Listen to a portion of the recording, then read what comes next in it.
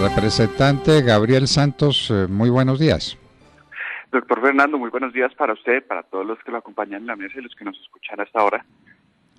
Bueno, representante, usted escandalizó a quienes lo escuchamos cuando dijo que no conocía como representante del partido de gobierno el proyecto más importante que el gobierno pone a consideración de ustedes los congresistas. Y usted no conoce esa reforma tributaria. Suponemos que sus colegas tampoco. Y le preguntamos, esa reforma tributaria basada en encarecer el IVA, subir el IVA al 19%, inclusive para el mercado, para la comida, ¿no es un plan extraordinariamente audaz que tiene que ser conocido, discutido, analizado por todos, empezando por el Congreso, que para eso son los representantes del pueblo? Díganos. Pues sin duda, yo, doctor Fernando, le cuento, me desperté muy temprano, tengo una hija recién nacida a darle el tetero y me puse a mirar el Twitter y con sorpresa me di cuenta que el viceministro de Hacienda estaba dando unas declaraciones no explosivas, nucleares, en otra cadena radial hablando precisamente de eso, de aumentar la base y ese tipo de propuestas que usted acaba de comentar. Y yo lo único que me preguntaba en la cabeza era si una respuesta, primero, en este momento, en la peor crisis económica en la historia del país, y segundo, de esa envergadura, no merecía antes una discusión seria, sensata, casi que para lograr consensos entre el mundo político, entre la academia, entre la sociedad civil. Y pues realmente fue descorazonador entender que pues que casi que era un juego de niños, esta improvisación que de la que da cuenta lanzar esta propuesta en medios antes de haber llegado a sus consensos o haberla compartido con quienes tendremos que tomar la decisión y votar en el corto plazo. Así que pues yo creo que esto habla muy mal un poco de la seriedad con la que se tomaron ya la tercera reforma tributaria de este gobierno. Representante, aquí tenemos muchas inquietudes, pero hay una fundamental.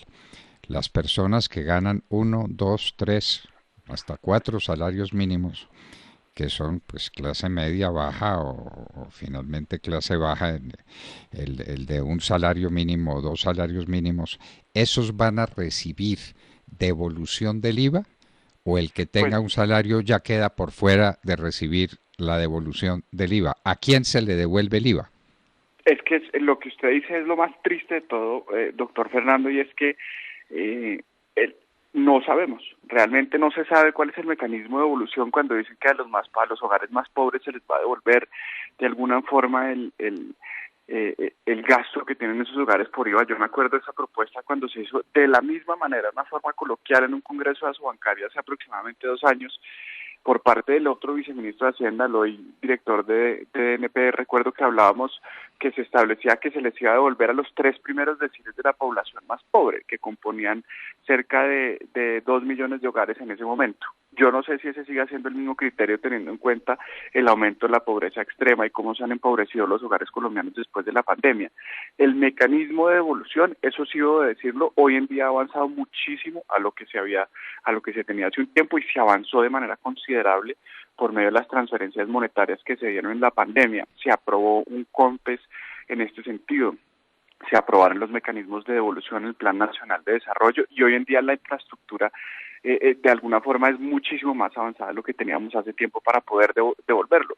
Pero de todas formas sigue siendo esto una especulación gigante y es vergonzoso tener a los colombianos más vulnerables que nos pueden estar escuchando decir miércoles, ¿qué significa esto para mí? ¿Me va a subir el costo de la comida? ¿Cómo me lo van a devolver?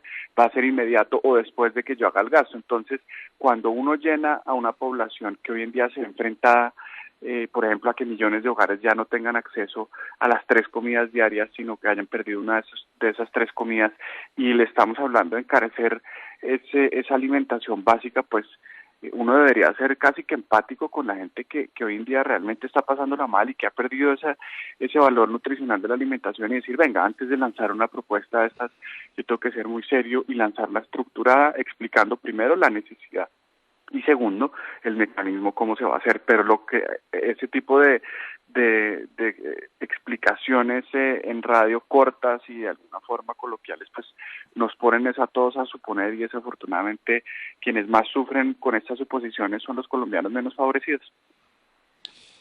Representante, es que las cosas hay que tomarlas muy en serio. ¿Cuántas son las familias colombianas que están comiendo una o dos veces al día porque no pueden más? Y a esas familias les encarecen los elementos básicos de esa canasta, se los encarecen en un 19% con la promesa de que después les devuelven la plata. ¿Cuál plata? Dígame de dónde saca esta gente que no tiene de dónde sacar lo suficiente para comer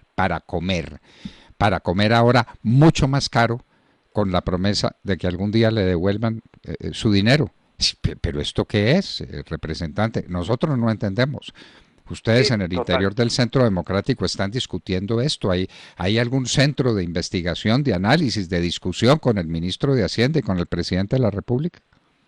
Pues precisamente esa fue la molestia. Yo empiezo diciendo, se me olvidó comenzar por el disclaimer. Muchos de mis compañeros a veces cuando salgo con estos comentarios tan críticos con el gobierno, pues se han molestado en ocasiones pasadas. Entonces yo puedo hablar es por lo que yo he visto y por lo que yo he vivido, y tengo que hacer la salvedad, por supuesto que no hablo por nadie, sino por Gabriel Santos García, y no represento a nadie más, pero esa es la molestia. Usted acaba de decir la molestia. ¿Qué es lo que me tiene tan molesto? Y es una discusión de esta profundidad, pues merece un debate amplio, democrático, y que nos intente al menos llevar a algún tipo de consenso. Pero cuando se echa así un comentario coloquial que le van a encarecer en casi que el 20% la vida a los colombianos menos favorecidos, sin saber exacto, usted tiene un punto que me ha preocupado a mí: ¿cuándo se les devuelve el IVA? ¿Cómo digamos, ese primer mes, cómo se hace? Entonces, ¿usted espera encarecerle la vida al 20% de la gente y devolvérselo después del hecho de que se le haya encarecido? Por supuesto que no. Usted tendría que buscar un mecanismo que se los dé antes para poder evitar que esas personas que hoy en día están comiendo dos veces al día, pues que encarecerles el alimento el 20%, pues lleve a que se alimenten solo una vez al día durante un mes, cosa que sería absolutamente desastrosa para los niños, para las personas que están en edad de formación. Entonces, pero de nuevo, nos obligan a especular, no nos permiten a nosotros tener ese debate con el gobierno. Y yo creo que pues eso habla muy franco de la seriedad con la que se tomaron esto, y yo creo que de alguna forma esa tecnocracia que mira por encima del hombro la realidad de los problemas del país, pues se ve reflejada en esta forma de tomar decisiones.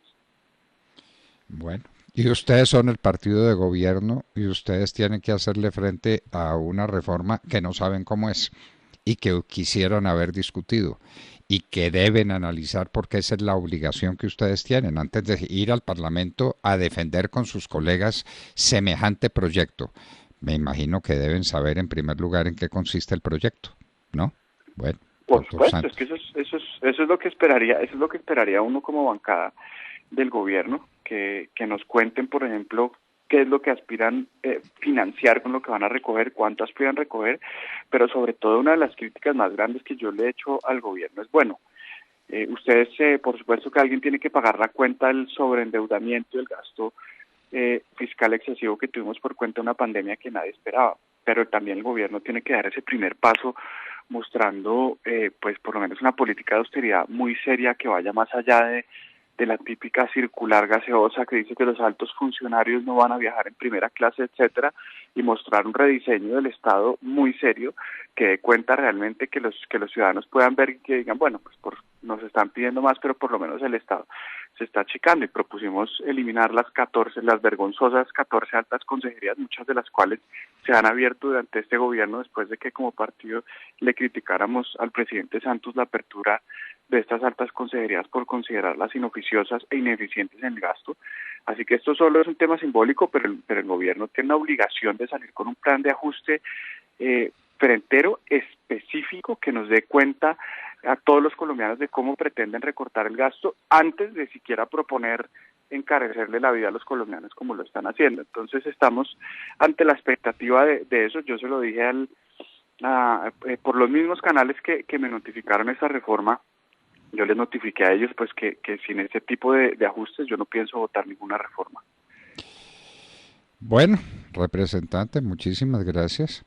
Y le pregunto si usted me permite una intromisión en su vida privada y darle un consejo de viejo. Por favor, señor. Usted, usted está estrenando su niña y le está dando el tetero. Sí, ¿Sabe, señor. ¿Sabe qué le dice este viejo que ya tiene nietos? ¿Qué, señor? Aprovéchela, aprovéchela, disfrútela. Usted no sabe lo rápido que se le van. De manera que aprovéchela cada minuto. Disfrute, No, pues, disfrute esa imagínese, yo casi lloro cuando me tocó cambiarle la tapa del primer pañal al segundo. Ya la veo creciendo muy rápido. Disfrútela, representante. Es un regalo de Dios. Un niño es un regalo de Dios. Ese es el consejo que le doy y esa es mi intromisión en su vida privada. Disfrute esa criatura antes de que se le vaya. Ay, amén, doctor Londoño. Muchísimas gracias. Bueno, muchísimas gracias a usted. Un abrazo muy estrecho, representante Gabriel Santos. Un abrazo para usted, doctor Fernando.